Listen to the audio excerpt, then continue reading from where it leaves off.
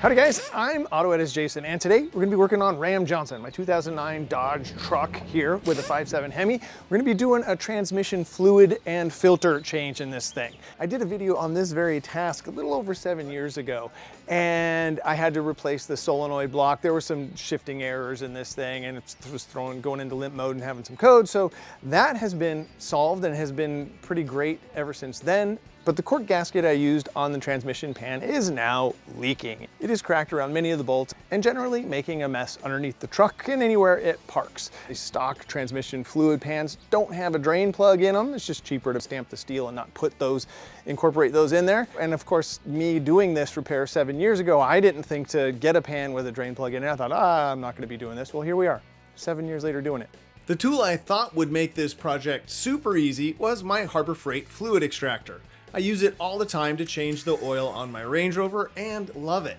So I put the longest adapter on and jammed that sucker down the dipstick tube. Looked like it was doing its darndest to empty the fluid from the transmission pan. So after a few minutes I put it away, confident I would be able to just buzz off the bolts and drop down a nice empty transmission fluid pan. But I got a little distracted with my camera gear and never looked at the fluid meter on the outside of the extraction tank to see how much actually got extracted.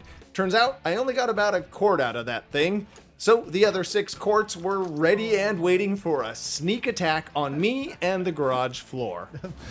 I ended up still making a mess. Oh well. Check me out, I'm in mess mode. I even filled up the Tupperware that has all of my bolts in it. Well, we're gonna clean the bolts.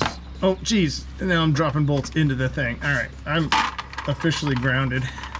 After grabbing the kitty litter and getting an initial fluid containment protocol established, I got back to the original task at hand. So for this particular Dodge, these are the 2 transmission filters. This is the main pan filter that picks up from the bottom of the pan here, and then this actually comes in from the oil coolers that goes towards the front, towards the radiator. So we'll change both of these. I ordered these up from Wix, so to get these off, you have to get to this awkward T25 Torx back here. That's right above the exhaust crossover pipes. So I just get a little creative here and use a little ratchet.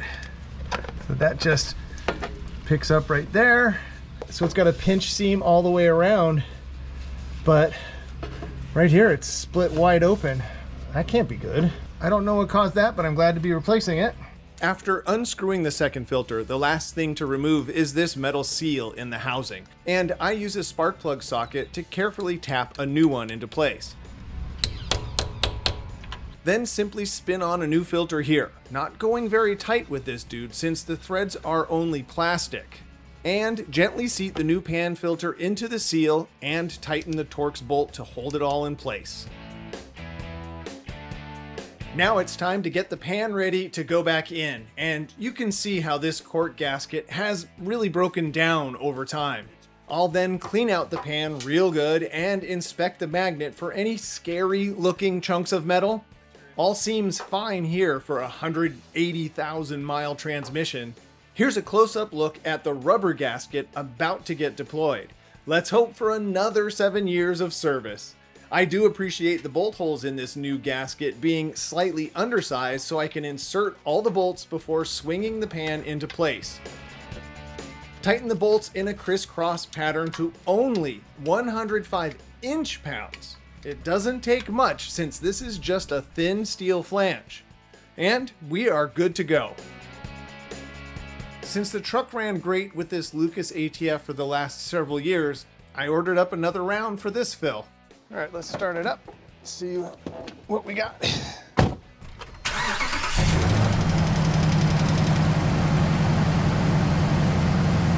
All right, you'll notice there's some smoke. We're burning off the trans fluid that got on the crossover pipe there. No big deal, we'll keep an eye on that. We'll let it burn off, but no new leaks. Everything looks solid under here. Usually your vehicle will have instructions on the dipstick on how to check the transmission fluid. For this one, put it in neutral, parking brake obviously, on level ground, and let's see what we got here.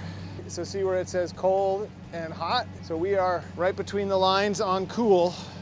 So what I had left sitting on the shelf was 6.5 quarts and a pan drop and filter change usually does 6.5 to 7 quarts in this on the 545 RFE transmission on these Dodges here. So 6.5 did it perfectly. Whew. All right, that ended up being kind of a thing. That was a job there. What was the big takeaway, the big lessons here? No cork gaskets on your fluid pans in these things. They just are gonna break apart and leak on you. This one lasted 7 years and gave up. So now I know, note to self. Secondly, changing the fluid in the trans fluid, it got me today. I was not expecting that much fluid, and that's a little embarrassing. Here's what I learned from that. So my fluid extractor thing would work if I had the right length tube here. This is the exact length of the dipstick, and once we got the pan off, I was able to see that you need about 3 more inches at the end of this thing to actually get any volume out of the pan. So there you go, learn the lesson the messy way on that. But job done, happy to, you know, have this thing back and no leaks underneath it. And thank you guys so much for watching. Until next time, enjoy your drive. Got a big mess to clean up here. Phew. All right. Whoa.